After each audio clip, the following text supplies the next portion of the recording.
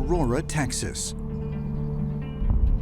This rural southwestern town covers an area of just over 3 square miles.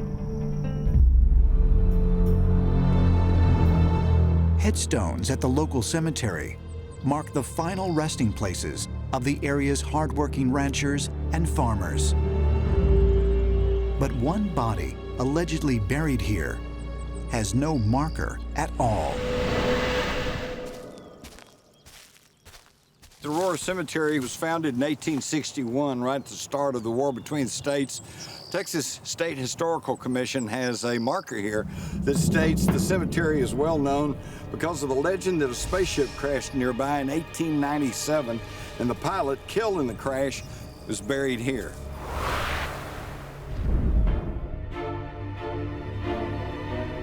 "50 years before the United States Army announced that a flying disc had crashed at Roswell, New Mexico, there was a report of a strange unidentified object that crashed on the property of a local judge.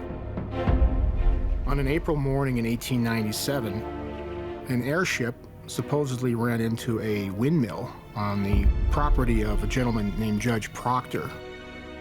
The ship exploded in flame and was burnt to a crisp, essentially.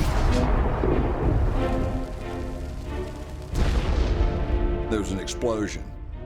In those days, this is before television, before jet aircraft, any big noise got your attention. Plus, the ground shook, so they knew something tremendous had happened.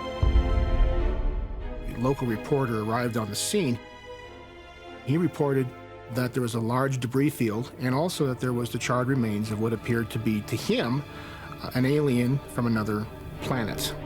The occupant, described as unworldly by witnesses, was given a Christian burial and put in an unmarked grave.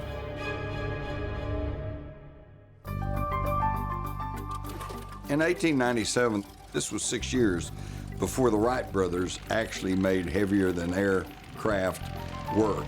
So this is why I consider the Aurora spaceship crash the smoking gun of the UFO controversy, because this occurred 6 years before there was anything man-made in the air.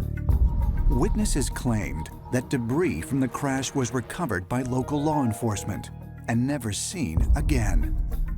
Others claim that Judge Proctor buried it at the bottom of a deep well. For decades, the incident remained largely forgotten until in 1945, a man named Brawley Oates, who had purchased Proctor's land, reportedly was cleaning out the debris from the well when he later developed an extremely severe case of arthritis, which he claimed to be the result of the contaminated water. He believed that the water from the well contained some sort of element to it that gave him a severe case of arthritis. It was a bad enough case of arthritis, it eventually killed him. So a lot of people today wonder if the well wasn't contaminated with some sort of radioactive agents, which was the rationale behind his arthritis. We find that people who are using that well actually get ill. And so what happens at a moment in time is that the descendants of these people actually decide to cement the well.